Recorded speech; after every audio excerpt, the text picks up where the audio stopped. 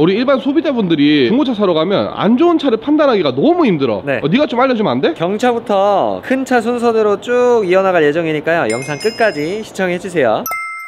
경차 같은 경우에는 1.0 카파 엔진을 사용을 하는데요, 카파 엔진의 고질병 중에 하나가 이제 누유거든요. 누유가 동시다발적으로 좀 많은 곳에서 발생이 되기로 좀 유명한데요, 제가 생각하기에는 카파 엔진 고질적인 문제도 있지만 아무래도 1000cc 3기통짜리 엔진이 속도를 조금만 올려도 RPM을 좀 많이 사용을 하기 때문에 엔진에 무리가 많이 가서 동시다발적으로 누유가 좀 발생이 되는 게 아닌가 싶은데요, 엔진이 작아서 위에서 봤을 때 잘 보일 거다라고 생각하시는 분들이 많은데, 위에서 보면 사이드미러를 봐도 사각지대 안 보이잖아요. 제일 좋은 건 밑에서 위로 리프트를 띄워가지고 보는 방법입니다. 위에서 봤을 때는 엔진 요쪽 보시면 여기가 텅 비어 있잖아요. 여기는 잘 보여요. 미션도 미션 오일이 들어가는데 여기서 보면 에어 덕트니 뭐 배터리니 하면서 다 가려져 있어서 미션 쪽은 아예 안 보인단 말이에요. 무조건 꼭 리프트를 띄워서 봐야 되는데요, 아니 경차니까 수리비 얼마 안 나오겠지 간과하시다가는 경차도 수리비가 누유 잡는 데에서는 뭐 아반떼, 소나타, 그랜저랑 비슷하기 때문에 꼭 한번 확인을 해보셔야 됩니다. 이 차량 같은 경우에는 저희 위에서 보이는 대로 다 아무리 꼼꼼하게 봐도 누유가 안 보였어요. 차량을 점검을 할 때 누유가 없는 걸 확인을 했는데 이게 웬걸? 리프트를 딱 띄우니까 누유가 막 진짜 철철 흐르고 있는 겁니다. 그래서 이제 수리 비용이 60만 원이 나왔어요. 와, 경차인데 그렇게 많이 나와요? 네, 부위마다 조금씩은 다르겠지만 다른 부분들도 다 같이 작업을 하다 보니까 60만 원 정도의 좀 큰 수리 비용이 나왔습니다. 이런 경차를 구매하시러 오시는 분들이 대부분이 예산대를 가성비 있게 한 300만 원에서 400만 원 정도를 생각을 하고 오시는데요, 이런 차량들을 만약에 구매를 하셨을 경우에 예를 들어 누유 수리하는데 60만 원, 일단 이쪽 보시면은 타이어, 이 차량도 보시면 아니 라이트는 왜 이래요? 라이트 이게 세월의 흔적이다 보니까 이 정도는 별거 아니라고 보셔도 되고, 요거는 중고로 한 4만 원 정도면 구할 수가 있어서 크게 비용이 들어가진 않을 거예요. 근데 이쪽에 타이어도 보시면 거의 없거든요. 이 정도면 빗길이나 이제 눈길에 미끄러질 수도 있는 위험한 정도의 수준이라고 보시면 되는데, 누유 수리 60만 원, 타이어 교환 뭐 한 30만 원, 라이트도 한 돈 10만 원 이렇게 들게 되면 그냥 차 구입하자마자 한 돈 100만 원이 그냥 날아가 버리는 거죠. 경차를 보실 때 아무래도 뭐 경차니까 수리비가 적게 나오겠지 라고 생각하지 마시고 하나하나 꼼꼼하게 다른 차량들 보듯이 좀 자세하게 좀 둘러보시는 게 좀 좋습니다.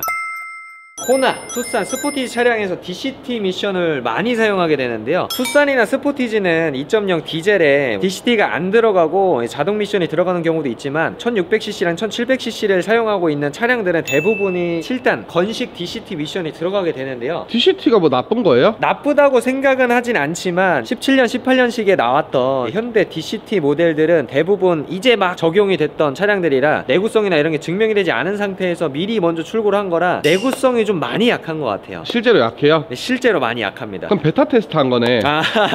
저는 아무 말도 하지 않겠습니다. 이 DCT가 왜 문제가 되냐 하면요, DCT라는 미션 자체가 수동 미션처럼 클러치를 이용해서 차를 이제 앞으로 가고 뒤로 가고 연결을 해주는 건데요, 일종 보통이나 화물차 운전해 보신 분들은 많이 아실 거예요. 클러치 잘못 잡으면 어떻게 됩니까? 클러치가 닳죠. 클러치가 닳기도 하고 울컥울컥 하면서 말 탄다. 네, 그러기 때문에 일반 승용차에서 말 타는 듯한 느낌의 승차감을 보통 원치 않잖아요. 그런 것 때문에 DCT를 좀 추천을 안 드리는 편이기도 하고요, 가장 중요한 거는 중고차를 구매하신 다음에 만약에 이런 문제를 해결을 해야 된다, 아니면 고장이 났다 하게 되면 클러치를 교환을 하려면 미션을 내려서 작업을 해야 돼요. 미션을 내리면 작업비도 만만치가 않고요, 그냥 클러치만 해도 50만원, 플라이 휠만 해도 50만원입니다. 내린 김에 또 뭘 추가를 하면 일단 150만원부터 시작이 되는 거예요. 근데 중고차 샀을 때는 보증이 되지 않아요? 중고차를 구매하셨을 때는 성능보증보험으로 처리를 받기에는 큰 고장이 나거나 고장 코드가 발견이 되어야지 받을 수가 있는 거라 현실적으로 보증을 받을 수가 없다고 보시는 게 맞는 것 같아요. 그러면 피하려면 어떻게 해야 돼요? DCT가 들어간 디젤 차량들은 딱 소리만 들어도 알아요. 시동을 걸어서 공회전만 되어 있어도 이게 딱딱딱딱딱딱 하는 소리가 나거든요. 이게 되게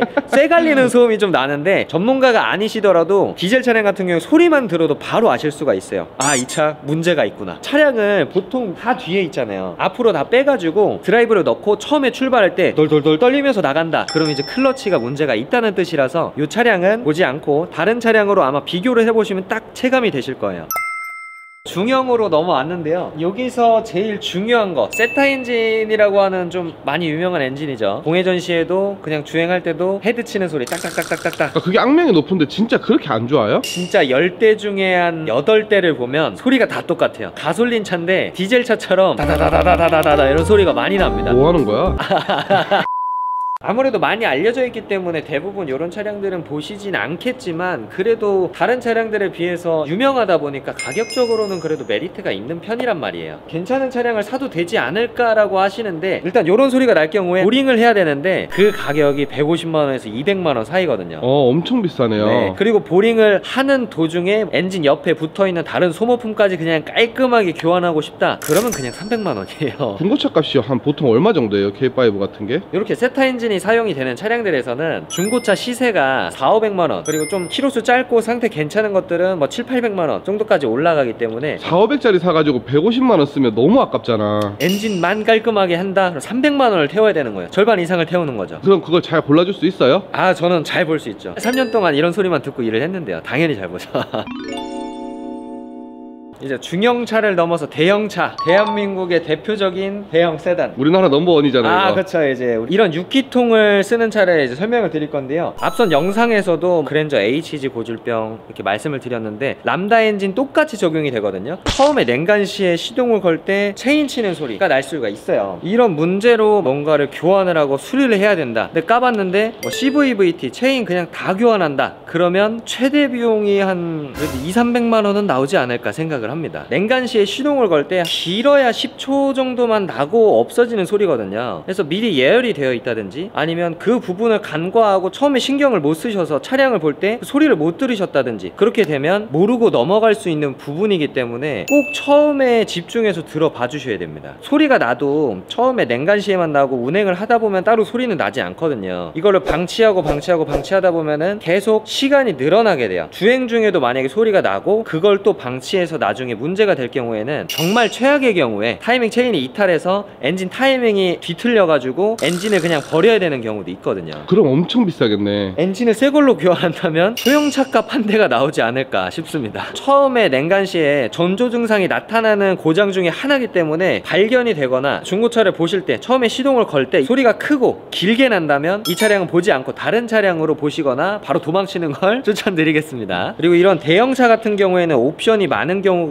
대다수기 때문에, 앞에 보시면 이제 흔히 말해 판때기라고 하죠. 스마트 크루즈 컨트롤이 들어가 있다는 옵션인데, 이런 것들이 지금 이렇게 판이 울고 있는 거 좀 보이시나요? 화면으로 당길진 모르겠는데 나 이런 애는 보여. 지금 요런 것들이 판 하나만 부품 가격이 15만 원이고요 이거를 교환을 하려면 범퍼를 뜯어내서 해야 되기 때문에 블루엔즈나 뭐 1급 공업사 가시면 그냥 25만 원, 30만 원이 수리비로 좀 지출이 되기도 하고요. 그리고 안에 뭐 어라운드 뷰, 뭐 통풍 시트 이런 것들이 뭐 모닝, 준준형 세단들보다는 들어가 있는 게 훨씬 많죠. 고장날 게 많다는 얘기거든요. 배선들도 많기 때문에 혹시나 어라운드 뷰들도 배선 접촉이 안 되거나 커넥터 불량이다 그러면 바로 블루 스크린 됐다가 안 됐다가 하는 경우도 있어요. 그래서 한 번만 되고 멀쩡하네 하지 마시고 2번, 3번씩 작동을 꼭 해보셔야 됩니다. 예를 들어서 에쿠스 같은 경우도 뒷좌석 전동 시트 있잖아요. 제가 그거 멀쩡히 성한 차를 한 번도 못 봤어요. 맞아. 다 고장 나 있습니다. 그런 것들은 얼마 하진 않더라도 그런 게 모이고 모여서 중고차를 구매하자마자 100만 원, 200만 원씩 수리비를 지출하실 수 있으니까, 전자장비도 되네, 멀쩡하네 하고 넘어가지 마시고 2번, 3번씩 꼭 작동을 해보시면서 잘 작동이 되는지 확인을 해주시는 걸 추천을 드립니다.